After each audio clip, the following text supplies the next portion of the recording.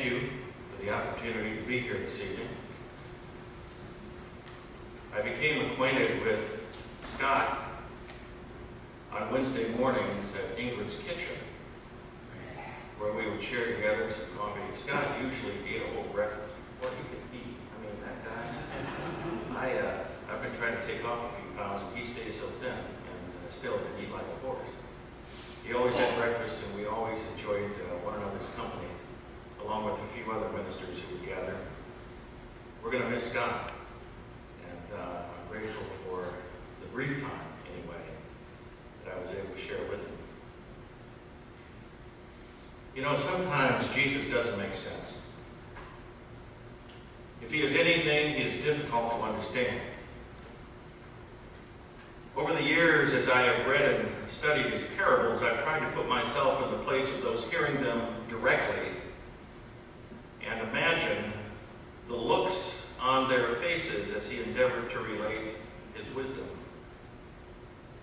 Bewilderment and confusion must have been a common expression.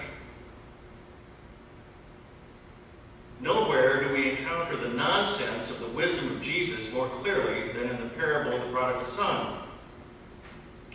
If ever there was a story that goes against our sense of order and fair play, it's this one.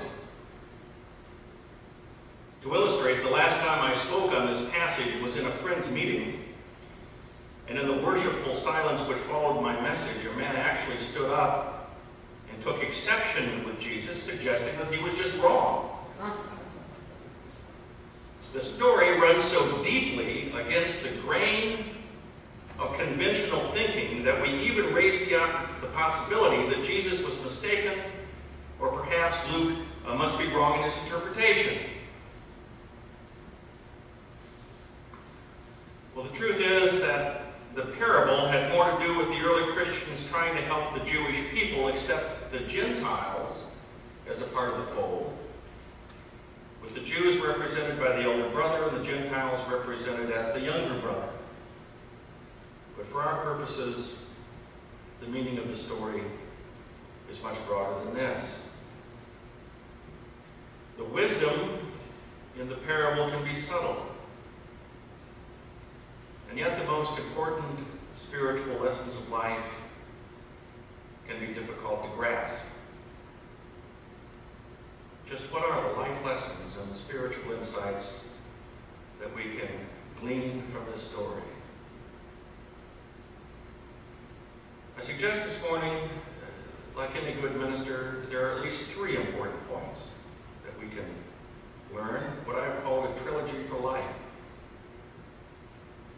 First of all, is an understanding of the paradox of pilgrimage.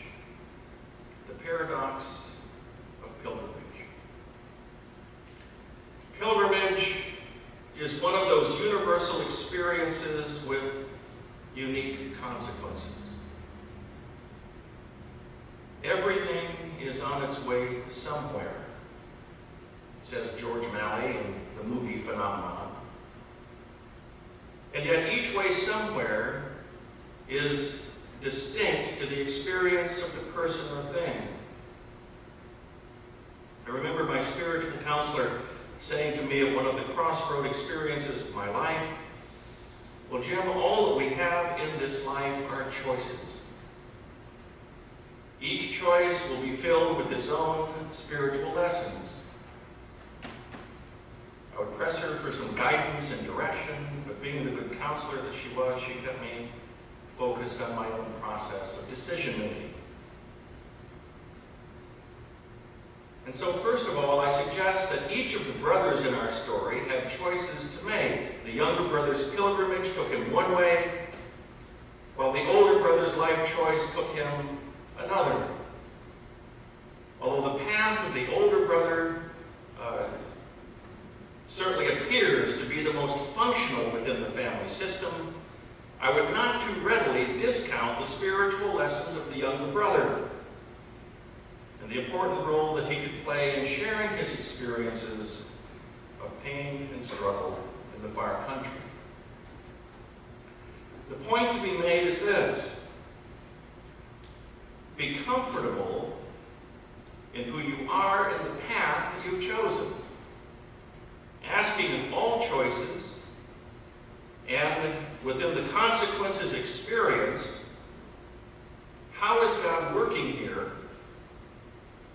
And what spiritual lesson or lessons am I to learn? We would all do well to avoid the judgmentalism and self-righteousness which often comes with our choices, and recognize that regardless of path taken, we are all on a spiritual learning curve.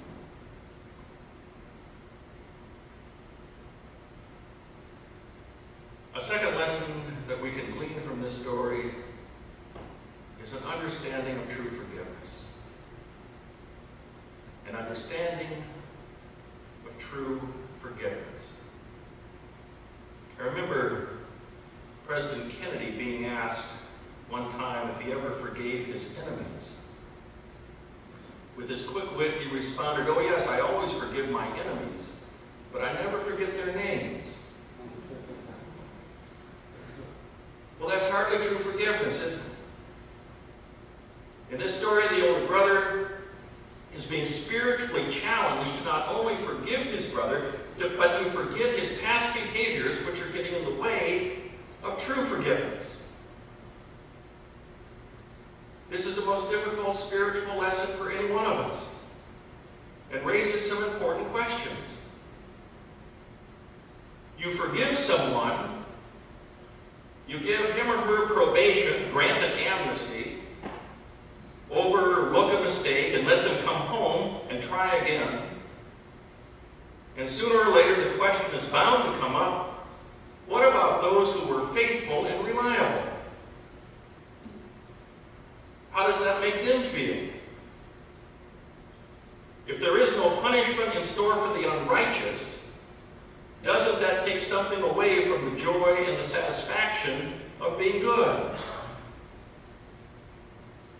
And so, as often as not, the issues surrounding forgiveness are more than only one of justice and order and fairness. It is one of feelings as well, which is precisely what surfaced in this story.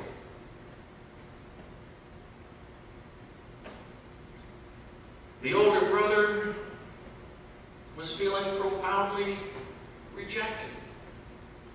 In fact, I would venture to guess that this older brother would not have had too much of a problem with the simple return of the younger brother, letting him come slinking back into the household as a sorry, desperate prodigal. But where the big brother came unglued was when he found him received almost like a celebrity. New clothes, shoes, a beef barbecue, live music, and the whole town invited. It's not bad treatment for a kid who had gone through a small fortune, degraded himself, and probably had needle marks all over his arms.